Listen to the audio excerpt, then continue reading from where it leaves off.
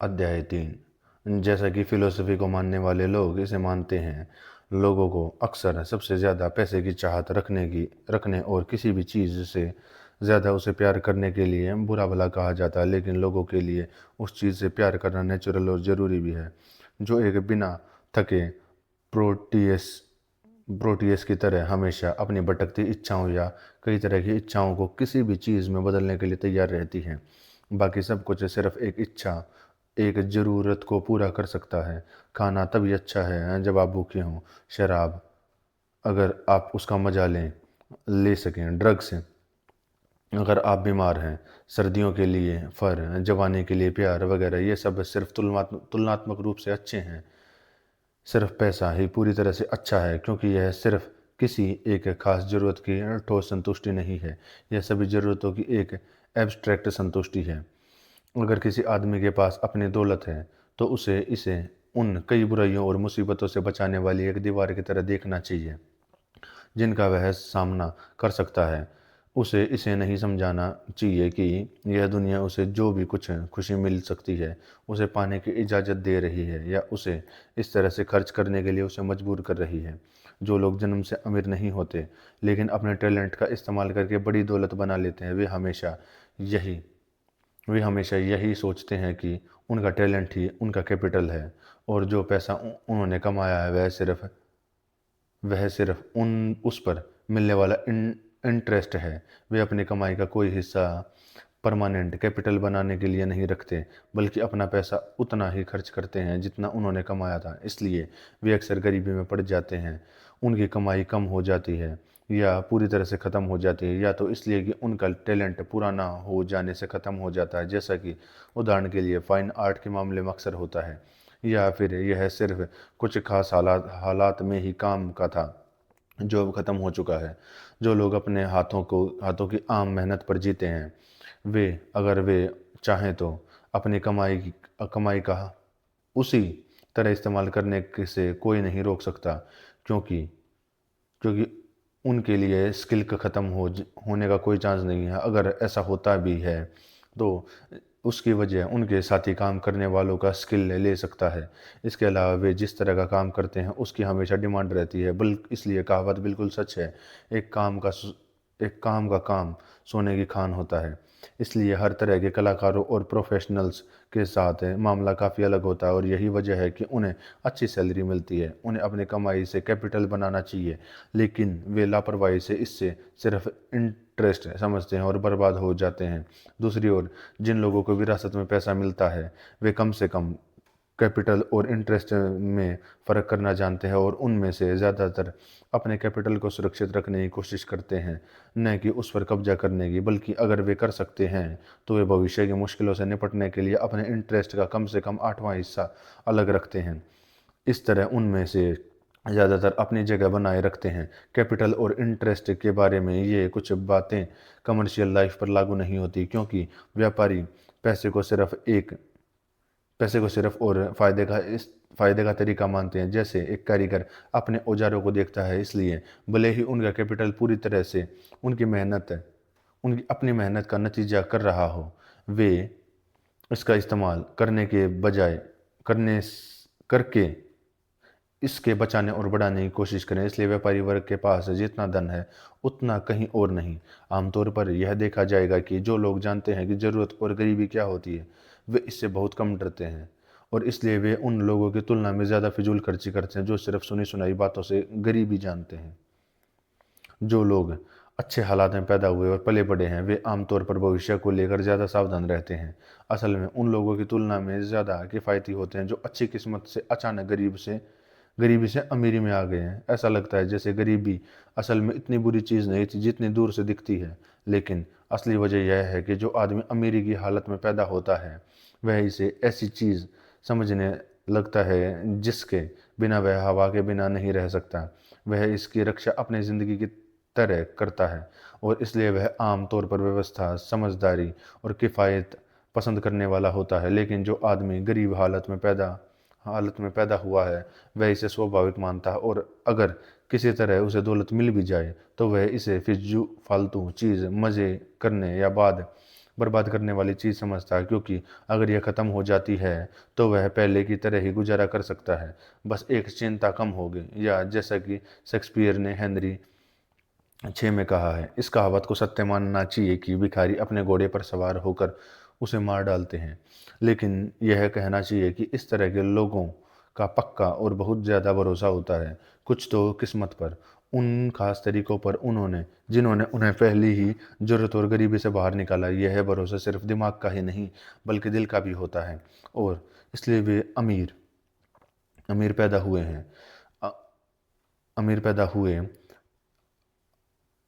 हुए अमीर पैदा हुए आदमी की तरह गरीबी की गहराई गहरी खाई को कभी खत्म न होने वाला मानते हैं, बल्कि यह सोचकर खुद को दिलासा देते हैं कि एक बार फिर जमीन पर आ जाने के बाद वे फिर से ऊपर की उड़ान भर सकते हैं। इंसान के स्वभाव की यही खासियत बताती है कि जो औरतें शादी से पहले गरीब थी, वे अक्सर उन औरतों के मुकाबले ज़्यादा दावे करती हैं और ज़्यादा फिजूल खर्ची करती हैं जिन्होंने अपनी पत्नियों के लिए अच्छा दहेज लाया हो, क्योंकि आमतौर पर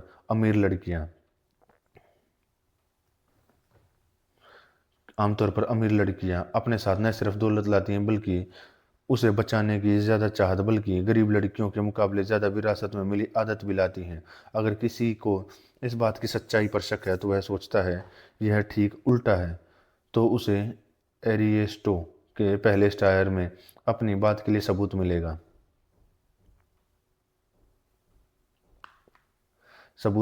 दूसरी तरफ डॉक्टर जॉनसन मेरी राय से सहमत है। वे कहते हैं कि किस्मत वाली औरत पैसे को संभालने की आदी होने के कारण उसे समझदारी से खर्च करती है, लेकिन जिस औरत को पहली बार पैसे का कंट्रोल मिलता है, वह उसे शादी के बाद उसे पैसे खर्च करने का इतना शौक होता है कि वह उसे खूब उड़ा देती है। और वैसे भी जो कोई भी गरीब लड़की से शादी करता है, मैं उसे सलाह देता हूँ कि वह उसे पैसा न दे, मैं उसे पैसा नहीं दे, सिर्फ ब्याज दे। इस बात का खास खास ध्यान रखिए कि बच्चों की दौलत का मैनेजमेंट उसके हाथ में न आए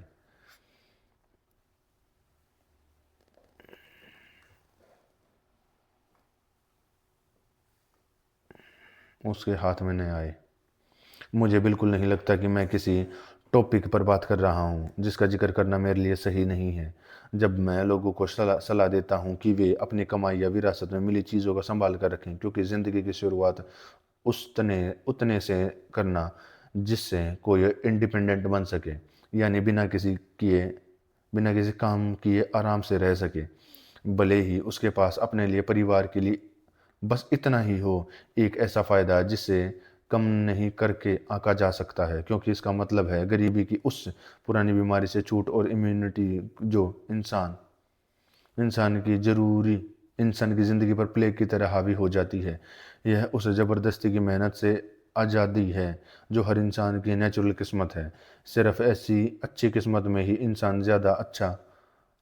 कोई इंसान आज़ाद पैदा हो सकता है, सही मायने में अपने समय और ताकत का मालिक हो सकता है, और हर सुबह कह सके यह दिन मेरा अपना है। और इसी वजह से जिस आदमी के पास साल में $100 होते हैं, जिसके पास $1000 होते हैं, उनके बीच का फ़र्क पहले वाले और उस आदमी के बीच में फ़र्क से बहुत कम होता है जिसके पास से कुछ भी नहीं होता। लेकिन विरासत में मिली दौलत तब सबसे कीमती होती है जब वह किसी ऐसे इंसान के पास आती है जो दिमागी तौर पर ताकतवर हो। बहुत झगड़ा ज़्यादा ताकत वाला इंसान जो ऐसी ज़िंदगी जीने का पक्का इरादा कर लेता है जो पैसा कमाने से मेल नहीं खाती, क्योंकि तब किस्मत उसे दोगुनी ताकत देती है और वह अपनी काबिलियत के लिए जी सकता है, और वह इंसानियत का 100 गुना कर्ज चुकाएगा, वह हासिल करके जो कोई और नहीं कर सका। कुछ ऐसा काम करे जो आम भलाई में मदद करे, पूरी इंसानियत की इज्जत बढ़ाए। दूसरा फिर अपनी दौलत का इस्तेमाल भलाई के कामों को आगे बढ़ाने के लिए कर सकता है और खुद को अपने साथियों के लायक बना सकता है।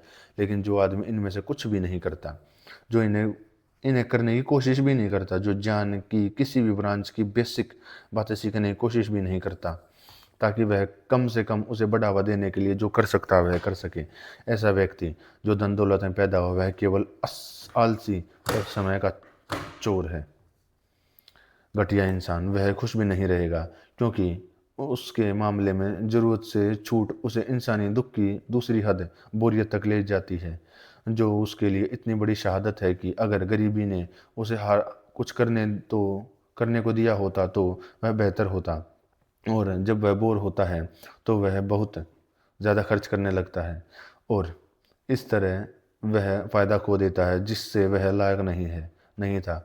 बहुत सारे लोग खुद को ज़रूरत में पाते हैं सिर्फ इसलिए क्योंकि जब उनके पास पैसा था तो उन्होंने उसे सिर्फ उस बोरियत की भावना से कुछ देर की राहत पाने के लिए खर्च कर दिया जिसने उन्हें परेशान किया था। यह बिल्कुल बात अलग है अगर किसी का मकसद पॉलिटिकल ज़िंदगी में सफल होना है, जहां मेहरबानी, दोस्त और जान पहचान वाले सबसे ज़रूरी हैं ताकि उनकी मदद से तरक्की की सीढ़ी पर धीरे धीरे चढ़ा जा सके और शायद सबसे ऊपर पहुंच सके।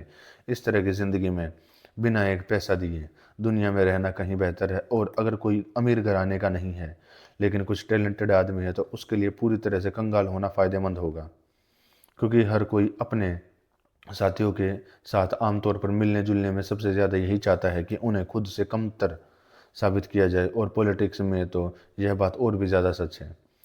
अब सिर्फ एक कंगाल ही ऐसा होता है जिसे हर नज़रिए में अपनी पूरी गहरी और पक्की कमजोरी, अपनी पूरी तरह से बेकार और बेकार होने का पक्का यकीन हो कि वह पॉलिटिकल मशीन में चुपचाप अपनी जगह बना सकता है।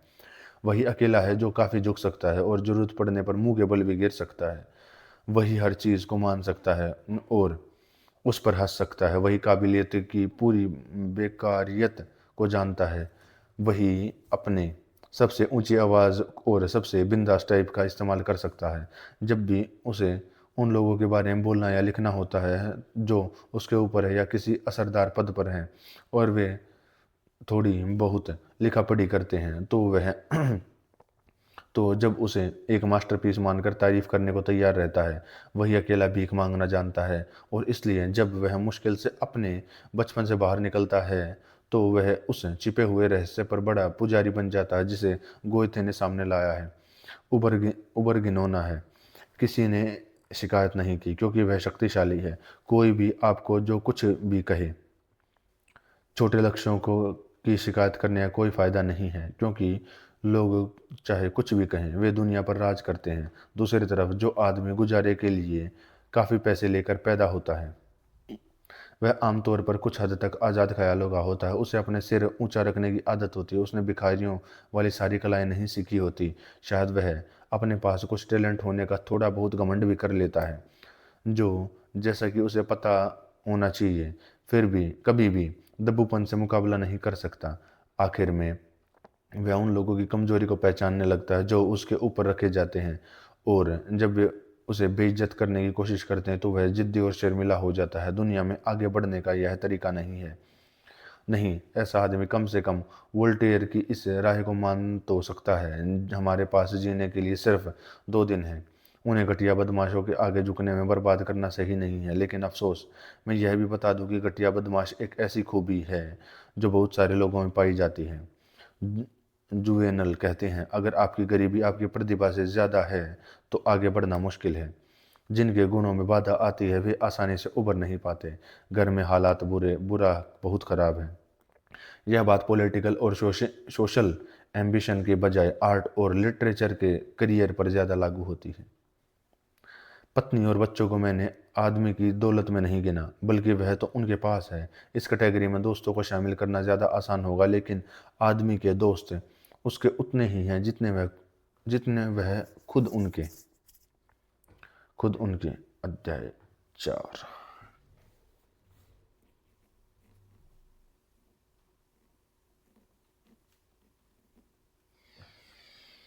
अध्याय 4, पद या दूसरों की नज़रों में किसी व्यक्ति का स्थान अर्थात प्रतिष्ठा।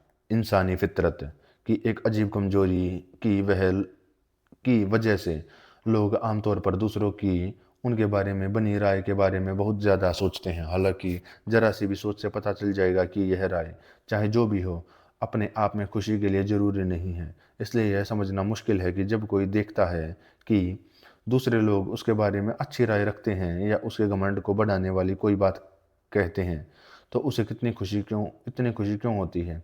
अगर आप किसी बिल्ली को सहलाएंगे तो वह गुर्राएगी और जैसा कि ज़रूरी है अगर आप किसी आदमी की तारीफ़ करेंगे तो उसके चेहरे पर खुशी का एक प्यारा सा भाव आ जाएगा, और भले ही उसकी तारीफ़ साफ झूठ हो, अगर वह ऐसी बात है जिस पर उसे गर्व है, तो उसका स्वागत किया जाएगा। अगर दूसरे लोग उसकी तारीफ़ करें तो एक आदमी अपनी बुरी किस्मत या इंसानी खुशी के उन दो सोर्स से मिलने वाली थोड़ी सी रकम के लिए खुद को दिलासा दे सकता है, जिनके बारे में पहले ही बात हो चुकी है। और इसके उलट यह हैरानी की बात है कि एक आदमी कितनी आसानी से नाराज़ हो जाएगा और कुछ मामलों में बहुत दुखी भी होगा, जब भी उसके खुद की अहमियत देने वाली कभी किसी भी गलती पर, चाहे चोट का नेचर, लेवल या हालत कुछ भी हो, या किसी भी कमी या नज़रअंदाज या अनदेखी से, अगर इज्जत की भावना इंसानी फितरत की इस खासियत पर टिकी है, तो यह बहुत से लोगों की भलाई पर नैतिकता के बदले में बहुत अच्छा असर डाल सकती है, लेकिन उनकी खुशी पर, खासकर मन की शांति और आज़ादी आज़ादी पर, जो खुशी के लिए बहुत ज़रूरी है, इसका असर अच्छा होने के बजाय परेशान करने वाला और नुकसान पहुंचाने वाला होगा। इसलिए हमारे नज़रिए से यह सही है कि इस कमजोरी की लिमिट तय की जाए और फ़ायदे की रिलेटिव वैल्यू पर ठीक से सोचा जाए और सही अंदाज़ा लगाया जाए, और इस तरह जहाँ तक हो सके दूसरे लोगों की राय के प्रति इस बड़ी संवेदनशीलता को कम किया जाए, चाहे वह राय हमारी घमंड को बढ़ाने वाली हो या हमें दुख पहुंचाने वाली हो, क्योंकि दोनों ही मामले में एक ही भावना को छुआ जाता है। नहीं तो इंसान इस बात का गुलाम है कि दूसरे लोग क्या सोचते हैं, और तारीफ के लालची मन को परेशान या शांत करने के लिए कितनी कम चीज़ों की ज़रूरत होती है। इतना हल्का, इतना मन है जो लालची तारीफ से कमज़ोर और ताज़ा हो जाता है। इसलिए अगर हम एक इंसान की कीमत और खुद के लिए उसकी कीमत की ठीक से तुलना करें, तो यह हमारी खुशी के लिए बहुत फ़ायदेमंद होगा। पहले वाले में वह सब कुछ शामिल है जो हमारे होने के समय को भरता है और उसे वैसा बनाता है जैसे वह है। संक्षेप में, वे सभी फ़ायदे जो उसे पहले से ही पर्सनैलिटी और प्रॉपर्टी के तहत माने और बताए गए हैं, और जिस जगह यह सब होता है वह इंसान भी अपनी चेतना है। दूसरी तरफ दूसरे लोगों के लिए हम क्या हैं, यह उसकी चेतना का दायरा है, हमारा नहीं। यह उनकी यह उनकी नज़रों में हमारी शक्ल है, साथ ही इससे पैदा होने वाले विचार भी। लेकिन यह कुछ भी ऐसा है जिसका हमारे लिए कोई सीधा और तुरंत वजूद नहीं है, बल्कि यह हमें सिर्फ बीच में एक इनडायरेक्ट तरीके से ही प्रभावित कर सकता है। यानी जब तक दूसरे लोगों का हमारे प्रति व्यवहार इससे तय होता है, तब तक भी इसका हम पर उतना ही असर होना चाहिए जितना यह हमें अपने अंदर अंदर और अपने लिए बदलाव करने के लिए उकसा सके। इसके अलावा दूसरे लोगों की चेतना में क्या चल रहा है, यह हमारे लिए कोई मायने नहीं रखता, और समय के साथ हम सच में इसके प्रति उदासीन हो जाते हैं। जब हम यह देखने लगते हैं कि ज़्यादातर लोगों के विचार कितने ऊपरी और बेकार हो हैं, उनके विचार कितने छोटे हैं, उनकी भावनाएं कितनी बेमतलबी हैं, उनकी उनकी राय कितनी गलत है और उनमें से ज़्यादातर में कितनी गलतियां हैं, तब हम अनुभव से सीखते हैं कि एक आदमी अपने साथी के बारे में कितनी कमज़ोरी से बात करेगा जब उसे उससे डरने की ज़रूरत नहीं होती, या वह सोचता है कि वह जो कहेगा वह उसके कानों तक नहीं पहुंचेगा। और अगर हमें कभी यह देखने का मौका मिला है कि कैसे सबसे महान लोगों को आधा दर्जन बेवकूफ़ों से सिर्फ बेइज्जती ही मिलती है, तो हम समझेंगे कि दूसरे लोग जो कहते हैं उससे बहुत ज़्यादा महत्व देना, उन्हें बहुत ज़्यादा सम्मान देना है। किसी भी हालत में वह इंसान बुरी हालत में है, जिसे पहले बताए गए दो तरह के आशीर्वाद में खुशी का कोई सोर्स नहीं मिलता, बल्कि उसे तीसरा ढूंढना पड़ता है। दूसरे शब्दों में, वह खुद में क्या है इसमें नहीं, बल्कि दूसरों की राय में वह क्या है इसमें। क्योंकि आखिर में हमारे पूरे स्वभाव और इसलिए हमारी खुशी की नींव हमारा शरीर है, और खुशी के लिए सबसे ज़रूरी चीज़ है सेहत, और सेहत के बाद सबसे ज़रूरी है खुद को आज़ाद और बिना किसी चिंता में बनाए रखने की काबिलियत। एक तरफ इन चीज़ों और दूसरी तरफ इज्जत, शान, पद, इज्जत के बीच कोई मुकाबला या मुआवजा नहीं हो सकता। चाहे हम बाद वाले को कितना ही महत्व दें, कोई भी हिचकिचाएगा नहीं। अगर ज़रूरी हो तो पहले वाले के लिए दूसरे वाले को छोड़ दें।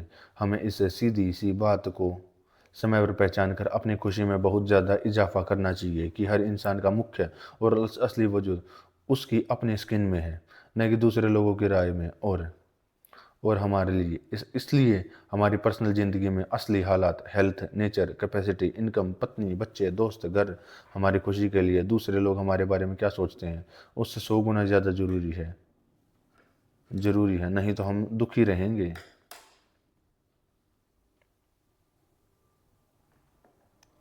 नहीं तो हम दुखी रहेंगे।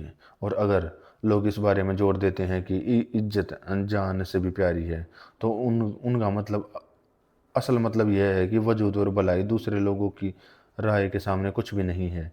बेशक यह इस आम सच को बताने का एक बड़ा चढ़ाकर किया गया तरीका हो सकता है। रेपुटेशन यानी दूसरों की हमारे बारे में राय दुनिया में कोई भी तरक्की करने के लिए ज़रूरी है, लेकिन मैं अभी इस पर वापस आऊँगा।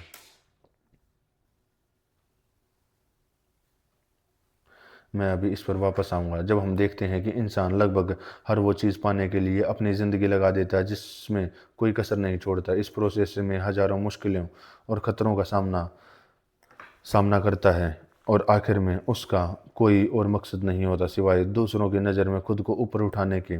जब हम देखते हैं कि न सिर्फ ऑफिस टाइटल, डिग्रियां, बल्कि पैसा, बल्कि ज्ञान और कला भी सिर्फ इसलिए हासिल करने की कोशिश की जाती ताकि हर कोशिश का आखिरी मकसद अपने साथियों से ज़्यादा इज्जत पाना हो, तो क्या यह इस बात का दुखद सबूत नहीं है कि इंसानी बेवकूफ़ी किस हद तक जा सकती है। दूसरे लोगों की राय को बहुत ज़्यादा महत्व देना हर जगह हर जगह एक आम गलती है। यह गलती इंसानी फितरत में हो सकती है या सभ्यता और आम तौर पर सामाजिक व्यवस्थाओं का नतीजा हो सकती है, लेकिन इसका सोर्स चाहे जो भी हो, यह हमारे हर काम पर बहुत ज़्यादा असर डालती है और हमारी खुशी के लिए बहुत नुकसानदायक है। हम इसे दूसरे लोग क्या कहेंगे इस बात की डरपोक और गुलामी भरी सोच से लेकर उस भावना तक देख सकते हैं जिसमें वर्जीनियस को अपनी बेटी के दिल में खंजर घोंपने पर मजबूर कर दिया, या जिसने कई लोगों को मरणोपरांत शान के लिए शांति, पैसा, सेहत और यहाँ तक कि जान भी कुर्बान करने पर मजबूर कर दिया। बेशक यह भावना उन लोगों के हाथों में एक बहुत ही आसान जरिया है जिनके पास अपने साथियों का कंट्रोल या डायरेक्शन होता है। इसलिए हम पाते हैं कि इंसानियत को जिस तरह से ट्रेनिंग देनी चाहिए, उसमें सम्मान की भावना को बनाए रखना और मजबूत करना एक ज़रूरी जगह रखता है। इसलिए इंसान खुशी पर इसके असर के मामले में यह बिल्कुल अलग मामला है जिसके बारे में यहाँ हमारा मकसद है, और हमें लोगों को इससे रोकने के लिए सावधान रहना चाहिए। दूसरे उनके बारे में क्या सोचते हैं इस पर बहुत ज़्यादा ध्यान देना। हालांकि रोज़ाना का अनुभव हमें दिखाता है कि लोग बस यही गलती करते रहते हैं। ज़्यादातर लोग इस बात को सबसे ज़्यादा महत्व देते हैं कि दूसरे लोग क्या सोचते हैं, वे अपनी चेतना में क्या चल रहा है, इसकी तुलना के बारे में ज़्यादा चिंतित रहते हैं। जो उनके लिए सबसे तुरंत और सीधे मौजूद चीज़ है, वे कुदरती व्यवस्था को उलट देते हैं, दूसरों की राय को असली अस्तित्व और अपनी चेतना को कुछ छायादार चीज़ मानते हैं। जो चीज़ अलग है और दूसरी होती है उसे मुख्य बना देते हैं और दुनिया के सामने जो तस्वीर पेश वे करते हैं उसे खुद से ज़्यादा ज़रूरी मानते हैं। इस तरह जिसका कोई सीधा या तुरंत अस्तित्व नहीं है, उससे सीधा और तुरंत नतीजा पाने की कोशिश करके वे उस तरह की बेवकूफ़ी में पड़ जाते हैं जिसे घमंड कहते हैं। यह उस चीज़ के लिए सही शब्द है जिसका कोई ठोस या अंदरूनी महत्व नहीं होता, एक कंजूस की तरह। ऐसे लोग साधन पाने के जल्दी में लक्ष्य को भूल जाते हैं। सच तो यह है कि हम दूसरों की राय को जो महत्व देते हैं उसके लिए हमारी लगातार कोशिशें हर एक उस नतीजे के अनुपात में काफ़ी काफ़ी ज़्यादा होती हैं जिसे हम पाने की उम्मीद कर सकते हैं। इसलिए दूसरे लोगों के रवैये पर यह ध्यान एक तरह का यूनिवर्सल पागलपन माना जा सकता है जो हर किसी को विरासत में मिलता है।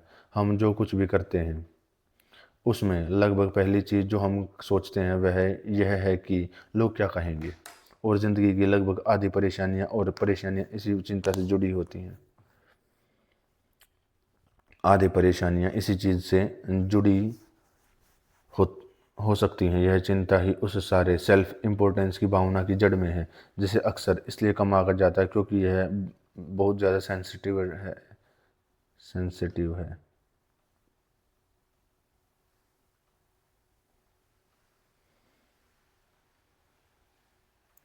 सेंसिटिव होती है।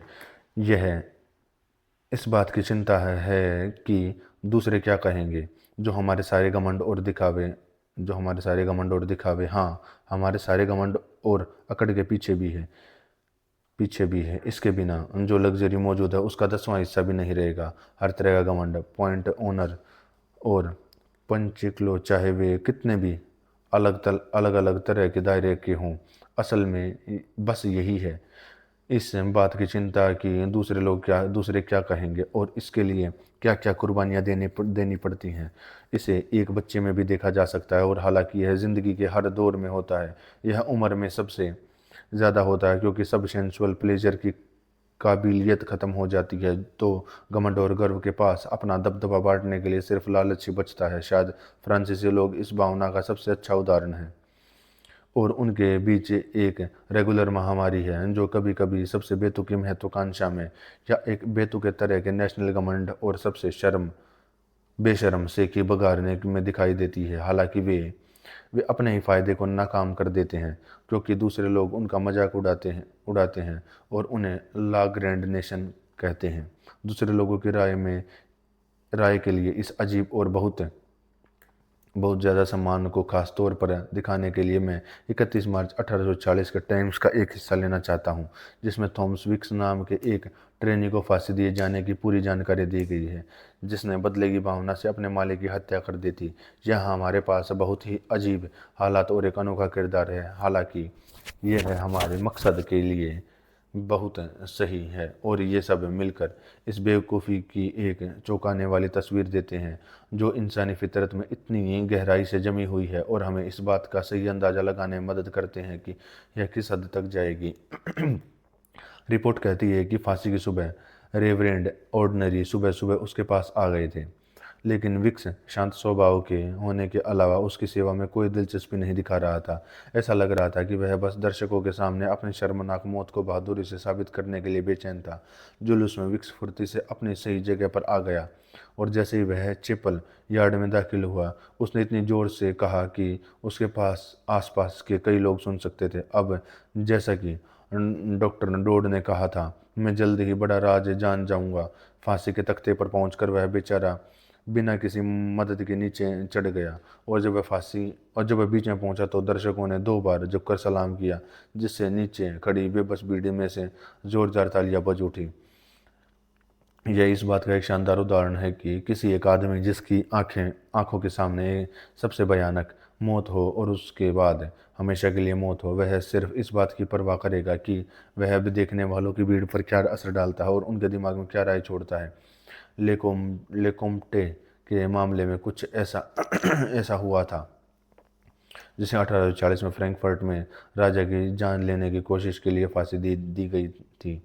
ट्रायल के दौरान वह इस बात से बहुत नाराज था कि उसे अच्छे कपड़े में अपर हाउस के सामने पेश नहीं होने दिया गया, और फांसी के दिन उसे इस खास बात का दुख हुआ कि उसे दाढ़ी बनाने की इजाज़त नहीं थी।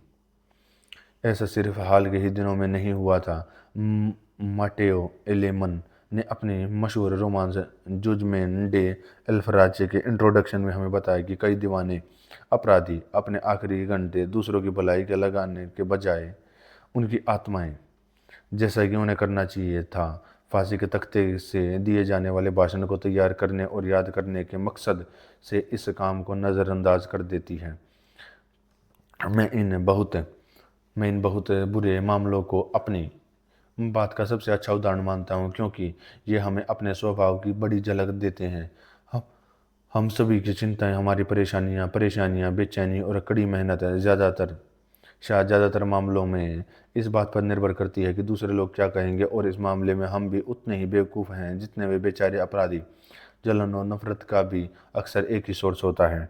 अब यह साफ है कि खुशी, जो ज़्यादातर मन की शांति और संतोष में होती है, इंसानी स्वभाव के इस आवेग को एक सही लिमिट में कम करने से ही मिल जा सकती है, जो शायद इसे अभी के मुकाबले 50वां हिस्सा बना दे। ऐसा करके हम शरीर के उस कांटे से छुटकारा पा लेंगे जो हमेशा दर्द देता है। लेकिन यह बहुत मुश्किल काम है, क्योंकि जिस आवेग की बात हो रही है वह इंसानी स्वभाव को एक नेचुरल और जन्मजात बुराई है। टेसीटस कहते हैं, नाम की चाहत आखिर चीज़ है जिससे एक समझदार आदमी पीछा छुड़ाता है। इस आम बेवकूफ़ी को ख़त्म करने का एकमात्र तरीका यह है कि यह साफ तौर पर देखा जाए कि यह एक बेवकूफ़ी और यह इस तरह को पहचान कर किया जा सकता है। इंसानों के दिमाग में ज़्यादातर राय झूठी, उल्टी, गलत और बेतुकी होती हैं, इसलिए खुद में ध्यान देने लायक नहीं होती। इसके अलावा ज़िंदगी के ज़्यादातर हालात और मामलों में दूसरे लोगों की राय का हम पर बहुत कम असली और पॉजिटिव असर हो सकता है। फिर यह राय आमतौर पर इतनी खराब होती है कि उसके बारे में कही गई हर बात का उसके बारे में जिस लिहाजे में बात की गई है उसे सुनकर कोई भी आदमी बहुत परेशान हो जाएगा। और आखिर में दूसरी बातों के अलावा हमें यह बात साफ होनी चाहिए कि सम्मान की कोई सीधी वैल्यू नहीं होती, बल्कि सिर्फ इनडायरेक्ट वैल्यू होती है। अगर लोग आमतौर पर इस आम बेवकूफ़ी से बदल जाए तो नतीजा यह होगा कि हमारे मन की शांति और खुशी में ऐसी बढ़ोतरी होगी जैसे अभी सोच से भी परे लगती है। लोग दुनिया के सामने ज़्यादा मजबूत और कॉन्फिडेंट चेहरा दिखाएंगे और आमतौर पर कम शर्मिंदगी और रोक टोक के साथ पेश आएंगे। यह देखा जा सकता है कि एक रिटायर्ड लाइफस्टाइल जीने का तरीका, इसका हमारे मन की शांति पर बहुत फ़ायदेमंद असर पड़ता है। और यह खास तौर पर इसलिए क्योंकि इस तरह हम लगातार दूसरों की नज़रों में रहने से बच जाते हैं और उनकी आम राय हमेशा ध्यान देते हैं। यह एक शब्द हम पर वापस लौट पाते हैं। साथ ही बहुत सारी अच्छी बुरी चीज़ों से बचा जा सकता है जिन्हें हम अभी परछाइयों के पीछे भाग कर, या ज़्यादा सही कहें तो कोई शरारती बेवकूफ़ी करके फंस जाते हैं। और इसलिए हमें पक्की सच्चाइयों पर ज़्यादा ध्यान देना चाहिए और अभी की तुलना में कम रुकावट के साथ उनका मजा लेना चाहिए। लेकिन जो करने लायक था उसे करना मुश्किल है। गौरव धारा धारा दो गौरव।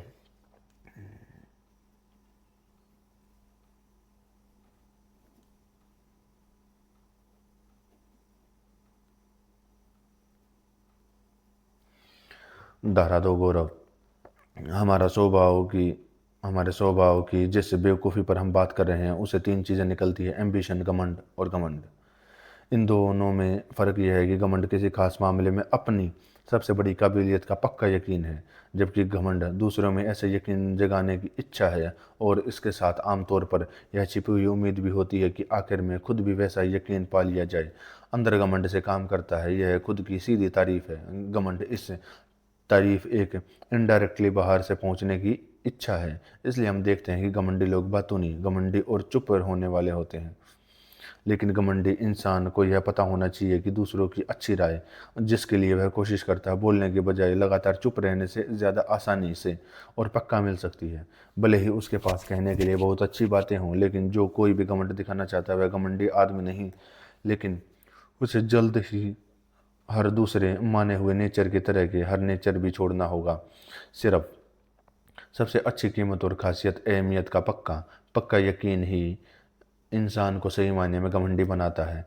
यह ऐसा यकीन जो बेशक गलत हो सकता है या ऐसे फ़ायदों पर आधारित हो सकता है जो अचानक और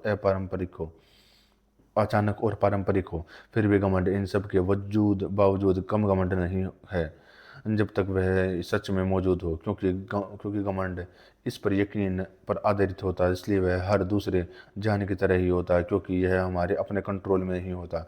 घमंड का सबसे बड़ा दुश्मन, मेरा मतलब इसकी सबसे बड़ी रुकावट है घमंड जो अपने किस कीमत के बारे में ऊंची राय बनाने के लिए दुनिया की तारीफें बटोरता है, जबकि घमंड इसके बारे में सबसे पहले से मौजूद यकीन पर आधारित होता है। यह बिल्कुल सच है कि घमंड एक ऐसी चीज़ है जिसमें आमतौर पर कमी निकाली जाती है और जिसे बुरा भला कहा जाता है। लेकिन आमतौर पर मुझे लगता है कि वे लोग ऐसा करते हैं जिनके पास कुछ कुछ नहीं होता जिस पर वे गर्व कर सकें। ज़्यादातर लोगों की बेशर्मी और बेवकूफ़ी को देखते हुए जिससे किसी में भी किसी तरह की सुपीरियरिटी या काबिलियत होती है, उसे उसे उस पर नज़र रखनी चाहिए अगर वह नहीं चाहता कि उसे पूरी तरह से भुला दिया जाए। क्योंकि अगर कोई आदमी इतना अच्छा है कि अपने खास अधिकारों को नज़रअंदाज करे तो और आम लोगों के साथ घुल मिल जाए जैसे कि वह उनके लेवल का हो, तो वे ज़रूर उसके साथ साफ साफ अपने जैसा ही बर्ताव करेंगे।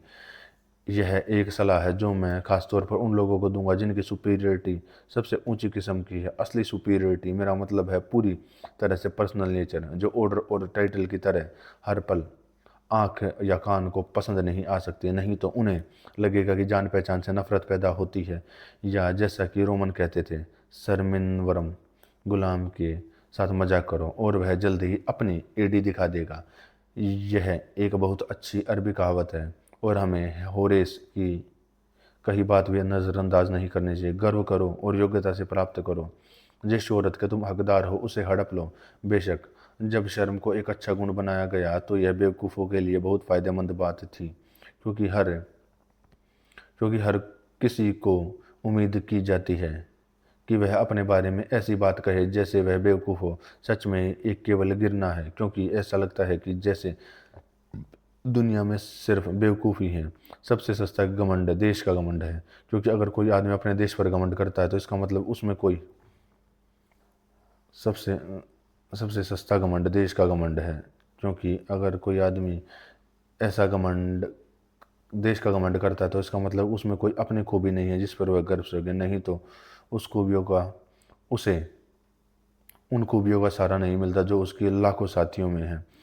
जिस आदमी में जरूरी पर्सनल खूबियाँ होती हैं वह साफ साफ दिखने के लिए तैयार रहता है, और उसका देश किन मामलों में कम है उनकी, क्योंकि उनकी कमियां हमेशा उनकी आंखों के सामने रहती हैं। लेकिन हर बेचारा मूर्ख जिसके पास गौर करने के लिए कुछ नहीं होता, जिसके पास गर्व करने के लिए कुछ नहीं होता, वह आखिर तौर पर दे अपने आखिरी सहारे के तौर पर अपने देश पर घमंड करता है। वह उसकी सब कमियों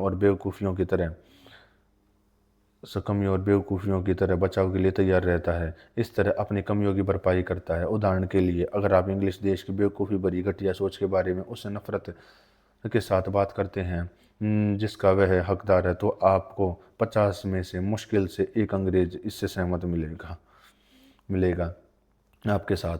लेकिन अगर अगर कोई होगा जो आमतौर पर एक बुद्धिमान आदमी होगा। जर्मन लोगों में कोई नेशनल प्राइड नहीं है, जिससे पता चलता है कि वे कितने ईमानदार हैं, जैसा कि सब जानते हैं। और वे लोग कितने बेईमान हैं जो एक मज़ेदार दिखावे से दिखावा करते हैं कि उन्हें अपने देश पर गर्व है। ड्यूस ब्रूडर और वे डेमोगोग जो बीडी को गुमराह करने के लिए किसी उसकी चापलूसी करते हैं। मैंने सुना है गन पाउडर का आविष्कार एक जर्मन ने किया था। मुझे शक है, लिचटेनबर्ग पूछते हैं, क्योंकि ऐसा क्यों है कि जो आदमी जर्मन नहीं है वह यह दिखावा करने की परवाह नहीं करता कि वह जर्मन है, और अगर वह यह कोई दिखावा करता भी है तो वह फ्रेंच या इंग्लिश होने का दिखावा करता है। जो भी हो, इंडिविजुअलिटी नेशनलिटी से कहीं ज़्यादा ज़रूरी है। और किसी भी इंसान को 1000 गुना ज़्यादा ध्यान देने की ज़रूरत होती है। और क्योंकि आप नेशनल कैरेक्टर के बारे में बड़ी संख्या में लोगों का जिक्र किए बिना बात नहीं कर सकते, इसलिए अपनी तारीफ में जोरदार होना और साथ ही ईमानदार होना नामुमकिन है। नेशनल कैरेक्टर तो बस कुछ खास रूप का दूसरा नाम है जो हर देश में इंसानियत की छोटी सोच, बुराई और नीचता लेती है। अगर हमें एक से नफरत हो जाती है तो हमें दूसरे की तारीफ करते हैं, जब तक कि हमें उससे नफरत ही न हो जाए। हम हर देश उस दूसरे देशों का मजाक उड़ाता है और सभी सही होते हैं। इस इसका कंटेंट, जो जैसा कि मैंने कहा है कि इस बारे में कि हम दुनिया में क्या दिखाते हैं या दूसरों की नज़रों में हम क्या हैं, उसके आगे 3 हिस्सों में बांटा जा सकता है: सम्मान, पद और शोहरत। रैंक। आइए हम पहले रैंक लेते हैं, क्योंकि इसे कुछ शब्दों में खारिज किया जा सकता है। हालांकि आमतौर पर आम लोगों की नज़र में एक ज़रूरी भूमिका निभाता है। राज्य की मशीनरी में एक बहुत उपयोगी पहिया है। उसकी इसकी पूरी तरह से पारंपरिक वैल्यू है। सच कहूँ तो यह एक दिखावा है। इसका तरीका, बनावट, इज्जत पाना, और असल में यह पूरी बात सिर्फ एक मजाक है। यह कहा जा सकता है कि ऑर्डर पब्लिक ओपिनियन पर बनाए गए बिल ऑफ एक्सचेंज होते हैं और उनकी वैल्यू का पैमाना ड्रॉयर का क्रेडिट होता है। बेशक पैमाने पेंशन की सब्सिट्यूट के तौर पर वे स्टेट का पैसा काफ़ी बचाते हैं, और इसके अलावा उन्हें समझदारी और समझदारी से बांटा जाए तो वे बहुत काम आ जाते हैं। और यह सच है कि आमतौर पर लोगों के पास आंखें और कान होते हैं, लेकिन और कुछ नहीं। समझदारी या याददाश्त भी बहुत कम होती है। सरकार की कई ऐसी सेवाएं हैं जो उनकी बिल्कुल समझ के बाहर हैं। दूसरी कुछ सेवाएं भी हैं जिनकी कुछ समस्या के लिए तारीफ होती है और उन्हें बहुत महत्व दिया जाता है, फिर जल्दी भुला दिया जाता है। इसलिए मुझे यह बहुत सही लगता है कि एक क्रॉस या एक तारा हमेशा एक जगह लोगों के बीच एक ऐलान करे कि यह आदमी तुम्हारे जैसा नहीं है, उसने कुछ किया है। लेकिन जब ऑर्डर गलत तरीके से या बिना किसी शुद्ध चुनाव के या बहुत ज़्यादा संख्या में दिए जाते हैं तो उनकी अहमियत ख़त्म हो जाती है। एक राजकुमार को उन्हें देने में उतनी ही सावधानी बरतनी चाहिए जितनी एक बिजनेसमैन के बिल पर साइन करने में। किसी भी खास सेवा के लिए ऑर्डर पर कुछ लिखना एक बहुत बड़ी बात है, क्योंकि हर ऑर्डर खास सेवा के लिए होना चाहिए। यह बात समझ में आती है। सम्मान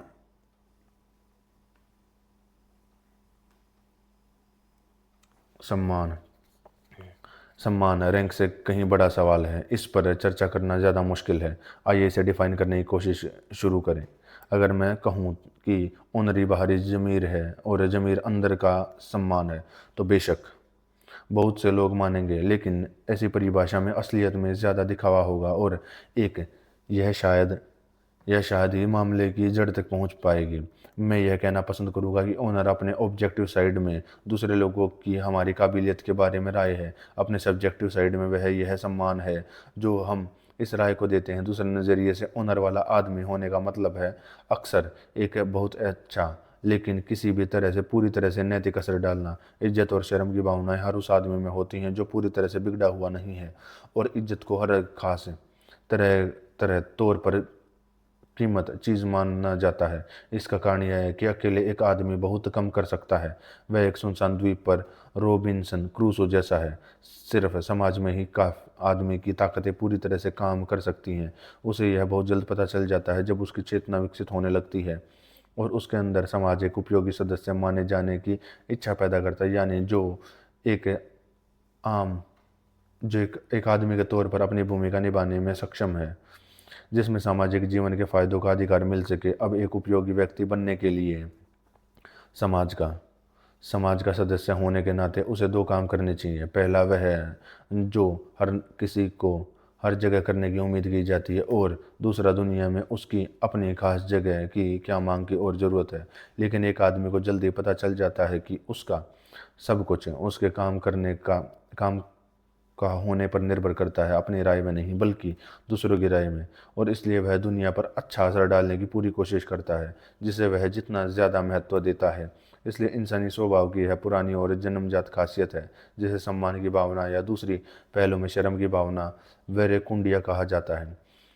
यही वह चीज़ है जो अचानक दूसरों की नज़रों में गिरने के ख्याल में उसके गालों पर लाली ला देती है, तब भी जब उसे पता हो कि वह बेगुनाह है, बल्कि भले ही उसकी लापरवाही किसी पूरे जिम्मेदारी तक नहीं फैली हो, बल्कि सिर्फ उस जिम्मेदारी तक हो जो उसने अपनी मर्जी से ली है। उसके इसके उलट ज़िंदगी में कोई भी चीज़ इंसान की इतनी हिम्मत नहीं देती जितनी यह यकीन हासिल करने या उसे पाने से मिलती है कि दूसरे लोग उसे पसंद करते हैं, क्योंकि इसका मतलब है कि हर कोई उसकी मदद और सुरक्षा देने के लिए जुड़ जाता है। जो ज़िंदगी की बुराइयों में खिलाफ उससे कहीं ज़्यादा मजबूत बचाव है और जो वह खुद कर सकता है। एक आदमी दूसरे लोगों के साथ अलग अलग तरह के रिश्ते बनाकर उनका भरोसा यानी उनकी अच्छी राय बना सकता है। इससे कई तरह के सम्मान में फ़र्क होता है, जो मुख्य रूप से इस बात पर निर्भर करता है कि कोई व्यक्ति खुद को कैसा दिखाता है, या फिर अलग अलग वादे पूरे करने पर, या आखिर में लिंगों के रिश्ते पर। इसलिए सम्मान के तीन मुख्य तरीके हैं, जिनमें से एक अलग अलग रूप होते हैं: नागरिक सम्मान, आधिकारिक सम्मान, यौन सम्मान। नागरिक सम्मान का दायरा बड़ा होता है। इसमें यह माना जाता है कि हम दूसरों के अधिकारों का बिना शर्त सम्मान करेंगे, और इसलिए हम जो चाहते हैं उसे पाने के लिए कोई भी गलत या गैरकानूनी तरीका इस्तेमाल नहीं करेंगे। यह इंसान और इंसान के बीच सभी शांतिपूर्ण रिश्तों की शर्त है, और यह किसी भी चीज़ से ख़त्म हो सकता है जो खुले तौर पर साफ तौर पर इसे शांतिपूर्ण रिश्ते से खिलाफ हो। इसलिए ऐसी कोई भी चीज़ जिसके लिए कानून के हाथों सजा हो, हमेशा यह मानते हुए ही सजा सही है। सम्मान का अंतिम आधार यह विश्वास है कि नैतिक चरित्र अपरिवर्तनीय है। एक भी गलत काम का मतलब है भविष्य में भी उसी तरह के काम किए जा सकते हैं। एक भी गलत काम का मतलब है भविष्य में भी उसी तरह के काम किए जा सकते हैं, वैसे ही हालात में बुरा भी होगा। यह बात इंग्लिश में करेक्टर शब्द के इस्तेमाल से अच्छी तरह पता चलती है, जिसका मतलब है क्रेडिट, रेपुटेशन, ओनर होता है। इसलिए एक बार खोई हुई इज्जत कभी वापस नहीं मिल सकती, जब तक कि वह नुकसान किसी गलती की वजह से न हुआ हो। जैसा कि तब हो सकता है जब किसी आदमी की बदनामी हो जाए या उसके गलत कामों को गलत नज़रिए से देखा जाए।